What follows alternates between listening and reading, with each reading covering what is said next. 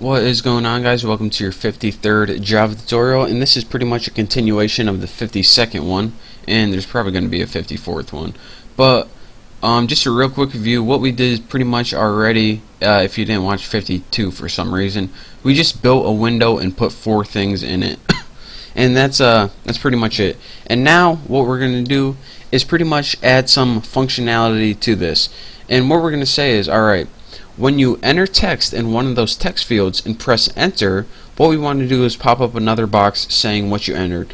Like when a user would type in something and it says like a verification or something. So let's get right to it.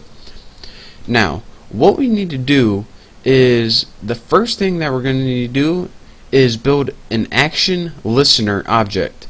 So what this means is we have 4 text fields waiting on the screen, and they're pretty much dumb and they don't do anything right now. What we want them to do is to add some brains to them and have them waiting on the screen and listening, it's called. And when you listen, you're pretty much just waiting for an event to happen. So right now they just look pretty. They're not even waiting for anything. So what we want to say is, alright, text boxes, listen for something to happen, and when that happens, we want you to execute a bunch of code. So the first thing that we're going to need to do is we're going to build another class to execute the code. But this class, I'm going to build an object for this class before I even build the class. So the class name is going to be the handler, and we're going to get some errors right here, but that's fine. And I'm just going to name my object handler, and this is going to be equals new handler class. And if you're saying, alright, where is this handler class? We didn't build it yet, but I will, we promise. So actually, hold on, new the handler, there we go. And what this does is it pretty much builds an action listener object. So now we're going to make a new class later on that you'll see what this does later. But what we need to do is add this object to each of the items. So item 1, what we need to do is add action listener. And what this takes as an argument is the object we just created. So that's why we need to do that. And the object, you can see it is called handler. So handler, right like that. And we need to do this for each object. So let's go ahead and copy this. Copy and paste. Item 2, item 3, and of course our password, which is password field right there. And add action listener, and this is of course going to take the handler argument again. So now we have an object of the class the handler, which we didn't make yet, but that's what we're going to do right now. So once you let me make sure, here's JFrame, here's the one class, here's where one class ends, or pretty much our constructor. And now here's another thing I'm going to tell you. This pretty much whole thing is our constructor, which is pretty much a method for this tuna class. And you're probably thinking, alright, I'm going to build a new class, I'm going to build it on the outside of this. Well, actually, we're going to build another class, but we're going to build it inside this tuna class. And when you do that, when you build a class inside a class, the class that's inside inherits all the crap from the class that's outside. So that's what we want to do. So let's go ahead and make this private because there's no need to make it public. Class, and I hit insert, class the handler, or whatever you named it right there. And now we see we get a whole bunch of other error messages. Implements action listener, and I spelled there we go. Implements action listener. Now what we want to do is go ahead and build a body for this. And now what we have is our class. And why did we need to name it the handler? Because that's what the object was. And it implements action listener. And what this means is pretty much that this is going to be the class to handle the events. And you'll see why later on, but I know it's confusing right now. But what this action listener class is it takes one method. There's only one method we're going to be building in this class, and that's the method that's going to be called automatically whenever an event occurs. And to do that, type public void, and I know this doesn't make any sense to you right now. It's weird because you kind of have to build the whole program to see what's going on, but I promise by the end of this you'll see what's going on.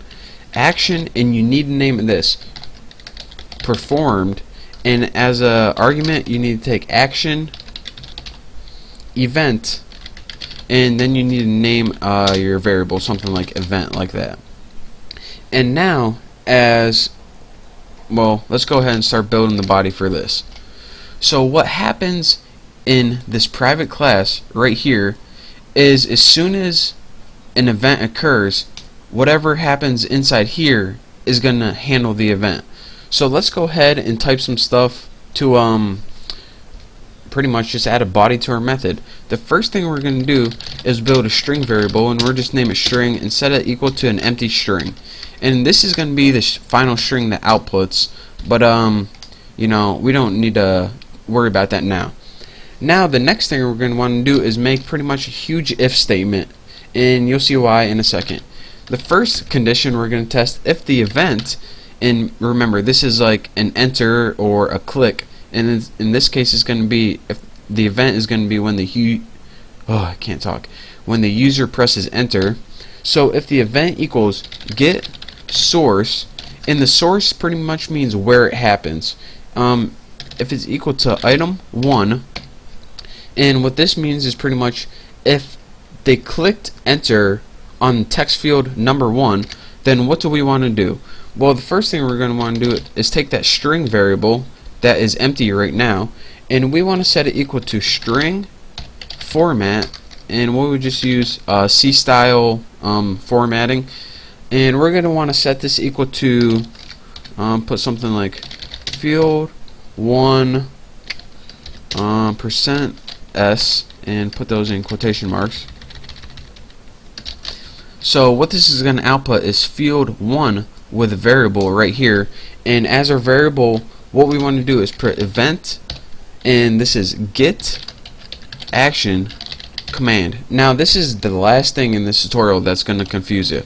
What get action command means, after I add my semicolon, is get the text from that location. So if they type in Bucky in field 1 and press enter, what this is going to do is say, alright, your event source, or you hit enter at item number 1. So what I'm going to do is put field 1 equals Bucky, and you'll see why later on.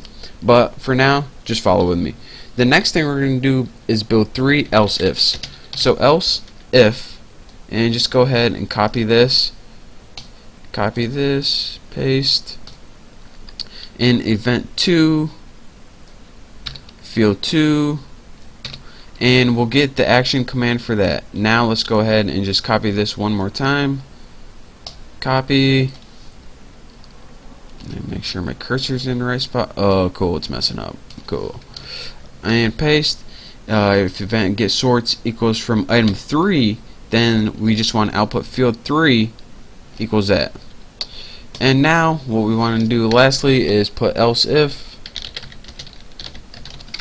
and let's go ahead and put event get source. Alright, if this event occurs on, what do we name it, password field, then what do you want to do? Set the string, why are you messing up, Haas?